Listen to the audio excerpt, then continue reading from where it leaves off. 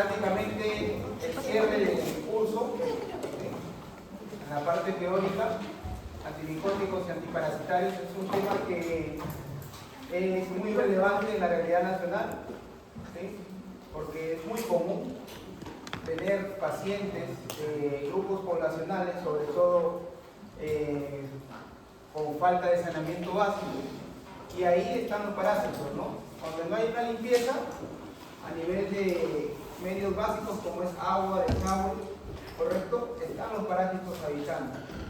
Y por otra parte también los antimicóticos es un grupo de, para la redundancia, de problemas de salud nacional, también por la falta de higiene, ¿no? En ciertas ocasiones la falta de conocimiento. Entonces, importante conocer la farmacología de estos justamente fármacos que son activos frente a los hongos y los parásitos, ¿correcto? En estas dos últimas clases vamos a tocar antimicrobianos parte 5 y 6, ¿sí? Vamos a hablar sobre los fármacos antiparasitarios y antimicóticos. Vamos a tener ahí los mecanismos de acción, clasificación, efectos terapéuticos y efectos adversos más relevantes de este tema. Empezamos por los antiparasitarios, ¿ya? Drogas, fármacos que van de alguna forma a inhibir la producción y la replicación, ¿sí?, de estos organismos, ¿correcto? Y van a de alguna forma cortar la enfermedad que está ocasionando en su huésped. Vamos a tener en primer lugar la clasificación de los parásitos intestinales, ¿sí? Es lo más común. Son infecciones intestinales que pueden producirse por la ingestión de quistes, de protozoos, huevos, larvas, gusanos, o por la penetración de larvas por vía cutánea, transcutánea, vía oral, ¿correcto? ¿Sí? Que principalmente se da por el mal aseo, ¿no? El mal aseo de los alimentos que consumimos. Entonces, esta es una tabla en la cual nosotros podemos ver la clasificación de los principales parásitos intestinales y está clasificado por dos estructuras. En primer lugar, los protozoos, que afectan exclusivamente a la parte digestiva. Ahí están las giardiasis, ¿sí?, la afectación digestiva y potencialmente en tejidos como es la mebiasis o en la internueva histolítica. Por ahí lo vieron en parasitología el año pasado, creo que llevaron, ¿no?, parasitología. ¿O todavía no lo llevan? Sí, anteaño. Ah, ¿este año lo llevan? No, el anteaño pasado. Ya lo llevaron, ya, muy bien. Entonces es un recordario de la clasificación Cryptosporidiasis, ¿sí?, Cryptosporidium. Y por otro lado tenemos ahí los helmintos, ¿no? Son nematodos o gusanos cilíndricos que van a afectar también exclusivamente al tubo digestivo, ¿sí? Oxioriasis, ¿sí? Enterobius vermicularis, picocefalosis, ¿sí?, afectación digestiva, los famosos ascaris, ¿no? Ascaris lumbricoides. Afectación cutánea también tenemos ahí, ¿sí?, los platelmitos o cestos, gusanos planos, que afectan exclusivamente a la parte digestiva, sin alusión personal, ¿ya? Las teniasis, ¿sí?, la tenia saquinata, la tenia solium, posibilidad de afección digestiva, las teniasis, y básicamente todos estos parásitos van a ser contagiosos en la medida que no tengamos un buen aseo, en la medida que no tengamos una buena profilaxis con los alimentos, ¿sí?, que consumimos. El Perú es uno de los países lamentablemente afectados con estas enfermedades, ¿sí?, principalmente la neurocisticercosis, ¿ya?, lo que es los huevecillos que se implantan a nivel de la masa encefálica, y pocos países tienen este problema, ¿ya? Incluso familiares muy cercanos han tenido este problema sin saberlo, y ya cuando la enfermedad estaba tan avanzada que convulsionaba al paciente, no sabían qué pasaba, ¿no?, que un ataque, y ahí estaban los huevos, ¿no? Hay que tener mucho cuidado en dónde consumes tu chanchito, en dónde consumes, porque en la sierra mucho se come el chancho, ¿no?, sobre todo en Cajamarca. Entonces tiene que ser un lugar con aseo, y el chancho tiene que ser un chancho bien criado, ¿no?, comiendo comida, entre comidas limpias. ¿Ya? Hablamos de todo el Perú en realidad. Esta es una tabla de la clasificación nuevamente de los protozoos más importantes en medicina y las enfermedades que producen la especie humana. ¿Ya? Están los subtipos, la amebiasis, las características definitorias, ¿no? Los movimientos, la especie de importancia y la enfermedad que produce. Es parte de la teoría, ¿no? Los flagelados, ¿sí? Como la Giardia de Ambia, Trichomonas vaginalis, la famosa brujita, ¿no? Que vemos en el microscopio, ¿sí? Leishmaniasis, y las enfermedades que producen, ¿no? La giardiasis, la vaginitis por tricomona, que lamentablemente en la población femenina es muy relevante, hay alto porcentaje de esto, ¿verdad, chicos? La leishmaniasis, que se produce principalmente en la sierra del Perú, ¿sí? Y el famoso la tripanosomiasis, ¿no? La enfermedad del sueño, enfermedad de Chagas, ¿correcto? Que es transmitido por un insecto que se le conoce como titira, ¿sí? Que es muy común a nivel de Sudamérica. ¿Ya, chicos? Los ciliados y los esporozoos, ¿no?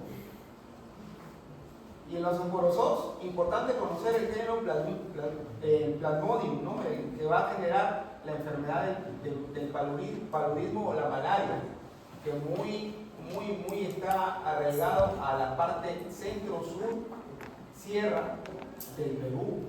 ¿Sí? Hay bastante paludismo y malaria por ahí, hay que tener mucho cuidado. Y en la selva, obviamente, ni qué decir. Nuevamente, cuadros, síntesis de principales infecciones por protozoos y los tratamientos farmacológicos más empleados. Acá entramos con los fármacos en sí, ¿sí? Las amebas, ¿sí? Toma importancia acá el metronidazol, chicos, ¿ya? En la amebiasis, mesentería amebiana. El tinidazol y la diloxamida, ¿ya? En flagelados tenemos diferentes fármacos, ¿sí? Vamos a tener acá el tripanosoma, suramina, pentamina, melasoprol, ¿correcto? El tripanosoma cruzi, nifurtimox y bencinadazol, ya son antiparasitarios, ¿correcto, chicos? Entonces, es difícil nosotros diagnosticar una enfermedad, en este caso de Chagas, es bien difícil, bien complicadito. ¿Ya? Por ahí te puede picar la titira, la fase de infecciones te pica, y donde te pica, defeca y entra el parásito, ¿no? Y tiene que pasar varios meses a años para que hayan de alguna forma repercusiones clínicas en el paciente. Una de las más importantes es la famosa cardiomegalia, que lo vamos a ver más adelante. El triconomo vaginalis, conocidísimo, ¿no? En mujeres, el prurito, ¿no? Con la secreción blanquizca, la secreción maloliente, ¿no? Que ahí entran a tallar algunos antiparasitarios, el metronidazol y el timidazol, la giardia, el metronidazol, timidazol, ¿sí? Que producen la diarrea, ¿no? Las famosas diarreas del viajero.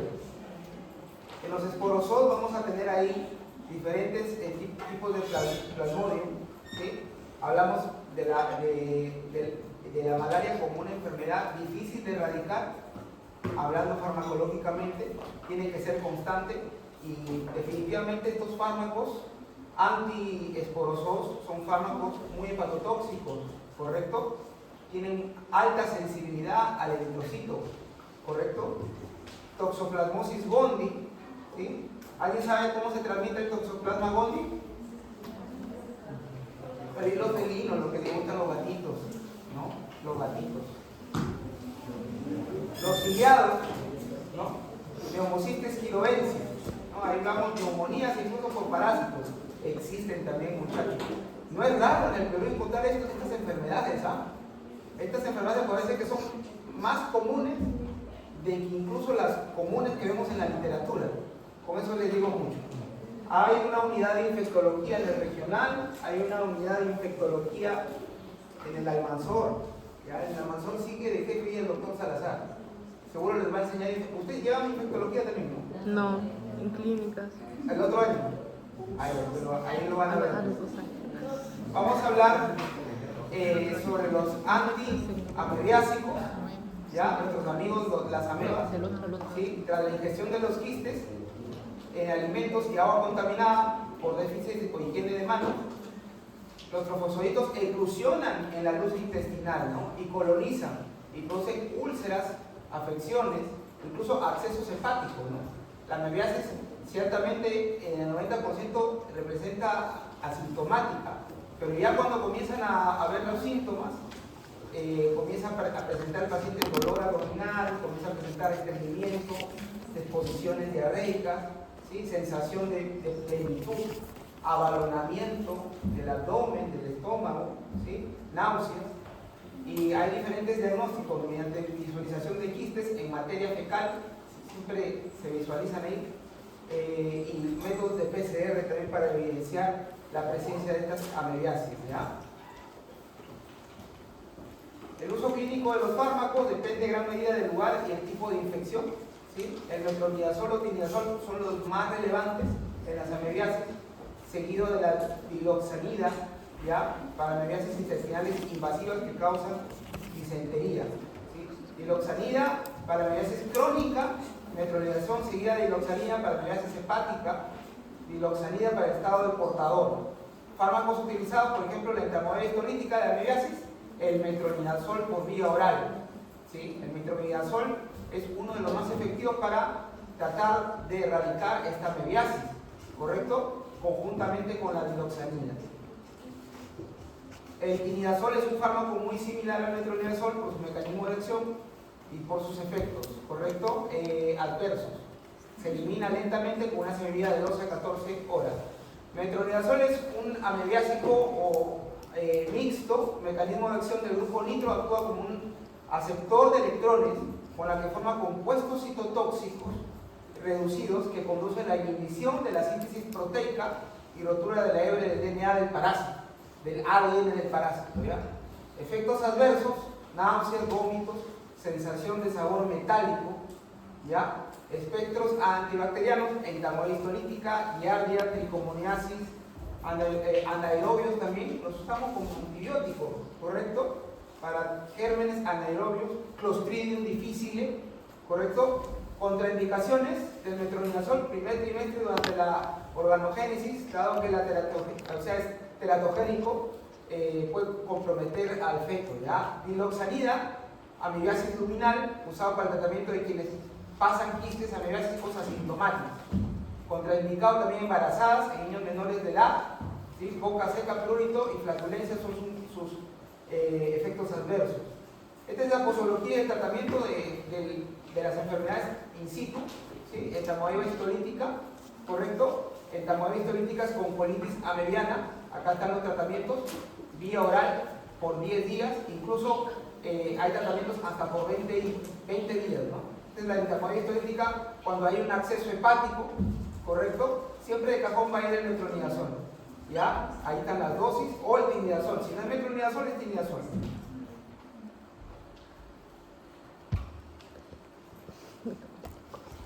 Entonces, los efectos adversos e interacciones de este metronidazol van a estar potenciados por la warfarina. ¿Saben qué es la warfarina? Ya llevamos anticoagulantes, ¿correcto? Se ha reportado que la combinación de sulfidal y metronidazol puede causar reacciones psicóticas, ¿sí? El alcohol, este alcohol durante el tratamiento con metronidazol puede causar cólicos, náuseas, cefalea y alteraciones vasomotoras.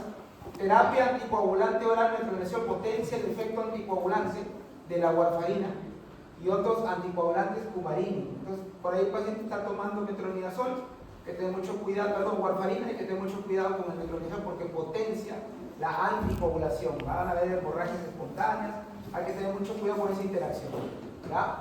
Los efectos más comunes, el metronidazol es bien fuerte, chicos. Es un tratamiento muy gastrolesivo, tienes que consumirlo con previos alimentos, ¿ya?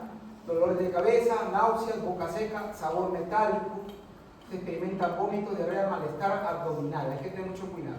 Ahora pasamos a otro punto, que son los antipalúdicos, ¿ya? Los de la malaria, fármacos muy empleados en la zona Sierra Centro y Sierra Sur del Perú, vuelvo a repetirlo, donde la malaria, y en la selva también, donde la malaria está a todo dar, ¿no? Incluso hay una zona en Perú donde está la endemia más fuerte de malaria. ¿Alguien sabe el nombre? de La Oroya, creo, por ahí estaba. Bueno, hay que investigarlo. Hay una zona en la Sierra Centro donde hay más casos de malaria que en todo el Perú. Es una enfermedad propia de las zonas tropicales, alto poder endémico, áreas por debajo de los 1500 metros sobre el nivel del mar, constituye eventos cuya vigilancia y prevención y control es de salud pública, ¿sí? El Ministerio de Salud toma carta para que podamos bajar esta incidencia de casos de malaria, ¿sí? Causado por un parásito protozoo unicelular que es el Plasmodium. Hay diferentes subtipos de Plasmodium que vamos a ver, y se transmite exclusivamente a través de la picadura del Anopheles hembra, ¿no? El macho no contagia, la hembrita es la que contagia, ¿correcto? Es un problema de salud público a nivel mundial, ¿sí? Y como nosotros somos bien suertudos, acá estamos también, aparte de tuberculosis, con malaria, ¿no? Estamos bien suertudos siempre nosotros. Tiene una gran mortalidad, ¿sí? Principalmente en la parte de la selva, Perú, Ecuador, Colombia, Brasil, Nigeria, ciertos países. Y sí, esta parte de acá, chicos, es bien relevante de malaria, ¿ya? Lo que se va a leer de pasión a Tailandia, en algún momento piénsenlo bien, porque hay bastante malaria por ahí, ¿ya? Por esa zona de las islas asiáticas del sur hay bastante. Vietnam, malaria, Malasia, hay bastante malaria. El paludismo está producido por varias especies de Plasmodium que son transmitidos por mosquitos, el Anopheles hembra nuevamente. Los esporozoitos forman asexuales parásitos, son introducidos en el momento de la picadura del insecto, y en el hígado se puede transformar en esquizontes, etapa temprana que libera los merozoitos. No les voy a preguntar parasitología, ¿ya? Pero hay que mencionar, ¿ya? Después se van a desarrollar y van a liberar otra tanda de esporozoitos. A ver, bajen la voz que estoy mal, chicos, ayúdenme. Que infecta más eritrocitos, ¿sí? Y producen fiebre. Esto constituye el ciclo eritrocitario. Estos parásitos entran, ¿sí? Y van a colonizar el eritrocito, chicos, ¿correcto? Hipnozoito latente, que posteriormente pueden liberar al merozoito, los principales parásitos del paludismo, ¿sí? Va a ser el Plasmodium vivax, el Plasmodium falciparum, ¿correcto? Algunos merozoitos se transforman en gametocitos, las formas sexuales del parásito. Estos, cuando lo ingiere el mosquito, dan lugar a la fase posterior del ciclo vital del parásito dentro del insecto. Básicamente, este es un cuadro que saqué del CDC, ¿sí? Donde vamos a ver las fases de replicación del estadio del mosquito en el hígado de la persona y en la sangre, donde infecta principalmente este parásito. ¿Correcto, chicos? Entonces acá entramos ya con los fármacos, ¿no? ¿Qué fármacos son los que vamos a utilizar? La famosa cloroquina, ¿no? Tableta de 150 miligramos. Se atribuye su eficacia a porfirina, dando lugar a la destrucción o inhibición de la forma asexuada del Plasmodium resistente en el eritrocito, ¿ya? En el glóbulo rojo. Indicaciones: supresión o quimioprofilaxia de la malaria, tratamiento de la malaria no complicada por el Plasmodium vivax, ¿ya? Reacciones adversas: bajo el prurito, irritación gastrointestinal, cefalea, confusión, despigmentación del pelo, erupción cutánea. Es muy gastrolesivo, chicos, ¿ya? Y obviamente estás atacando directamente la sangre, ¿no? Contraindicaciones: hipersensibilidad a la cloroquina, retinopatías o deterioro del campo visual. Acá tenemos también a la primaquina, que es un tratamiento también antipalúdico, tableta de 15 miligramos, de 5 miligramos y de 7,5 miligramos. Parece que interfiere con el ADN del Plasmodium, interfiere con la respiración mitocondrial. ¿Ya? Indicación: cura radical y preventiva de recaída de la malaria. Reacciones adversas con la primaquina. Acá lo pongo entre paréntesis, segundo examen. Anemia hemolítica en deficiencia de una glicoproteína que ya la voy a mencionar.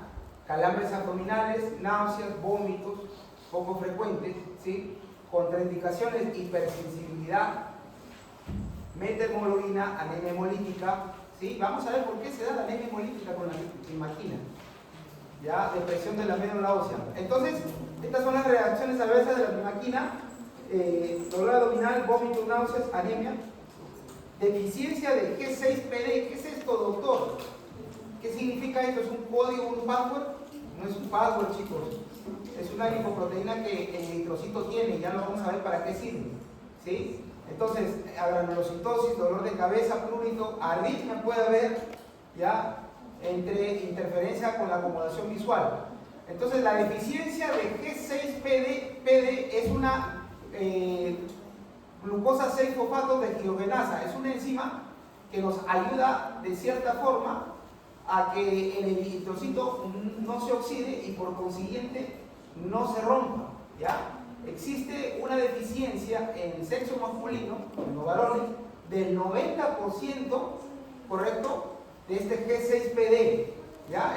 Esta enzima no está, pero es asintomática porque nosotros estamos tranquilos, no tomamos ningún tratamiento farmacológico y pasa desapercibida. Pero cuando nosotros estamos con malaria, que Dios quiera nadie tenga, y comenzamos a tomar estos medicamentos, hay una interacción entre esta enzima que está en déficit y el eritrocito, ¿correcto?, por el fármaco que se está administrando. ¿Y qué es lo que pasa? Este defecto enzimático altera la protección del glóbulo rojo al estrés oxidativo y la mayoría de pacientes tienen cuadros de hemólisis, ¿correcto? Hemólisis, desencadenada por algunos fármacos. En este caso, el fármaco que desencadena esto es la primaquina. Ya, chicos, pregunta de examen, ¿correcto? Estos son los cuadros, chicos, de tratamientos de malaria, los cuadros recomendados por la Organización Mundial de la Salud, ¿sí?, en un adulto, y cuáles son las combinaciones que se tienen que dar, ¿correcto, chicos? Ahora pasamos a otro agente parasitario, los famosos tricomoniasis, la famosa brujita, ¿no? Seguramente lo habrán visto por ahí en el microscopio. Microorganismo general en el ser humano es la Trichomonas vaginalis, ¿ya? Se transmite casi exclusivamente por vía sexual en adultos. Hay que tener mucho cuidado con quién uno tiene sus relaciones, ¿ya? La infección puede ser asintomática. La trichomoniasis sintomática se manifiesta por secreción vaginal fétida, ¿sí? Mi padre tuvo su tesis de esto, me acuerdo. Prurito vulvar en mujeres, picazón y uretritis en hombres, ¿correcto? Es muy común acá en Chiclayo, ¿ya, chicos? El régimen recomendado para la infección vaginal es el famoso metronidazol, 2 gramos por vía oral, dosis única, miren qué simple, o el tilidazol. Entonces, tilidazol o metronidazol, el tratamiento para la tricomoniasis, ¿ya, chicos? Seguimos. Antihelmintos. Ahora comenzamos con nuestros amigos los helmintos. Los helmintos comprenden 2 grandes grupos: los nematodos, ¿sí?, o gusanos redondos, y los platelmintos, o los famosos gusanitos planos, ¿no? Estos se subdividen entre matos y cestos. Esta es la clasificación, chicos, ya lo van a leer, ¿correcto? Esta es la clasificación de la morfología, ¿sí?, de los nematos, de los cestodes y los tremátodos, sexos, tipo de alimentación y huésped intermediario. Estos animalitos que parecen así de película de terror, sí existen, sí lo vemos en el microscopio, sí son estos bandidos, ¿ya? Resulta eficaz un fármaco antihelminto, tiene que ser capaz de atravesar la cutícula del gusano, ¿ya?, o de acceder al tubo digestivo para poder ejercer su efecto farmacológico sobre la fisiología del helminto, ¿ya, chicos? Entonces, el mecanismo de acción es lesión o destrucción directa del helminto, paralizando al helminto. Produce alteraciones de la cutícula del helminto que lo vuelven más susceptibles ya a los mecanismos de defensa del huésped, como puede ser la digestión o el rechazo inmunitario. Interfieren con el metabolismo del helminto, ya particularmente todos los fármacos antihelminto tienen este mecanismo de acción. Son muy eficaces contra una especie a menudo y son ineficaces frente a otra. Vamos a ver la clasificación. Por acá va a haber preguntas de examen en estos cuadros, ¿ya? Contra nematodes, acá están todos los fármacos. Contra tremátodes, un fármaco. Contra céstodes, por ahí tenemos 2 fármacos. Sabemos que todos estos fármacos de acá son teratogénicos, hay que tener mucho cuidado en el embarazo. ¿Ya, chicos? ¿Alguien por ahí alguna vez ha consumido albendazol?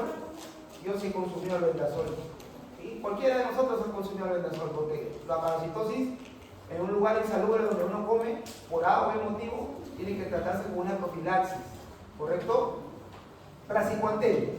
aumenta la permeabilidad celular del calcio, con la que aumenta las contracciones con parálisis posterior de la musculatura del parásito.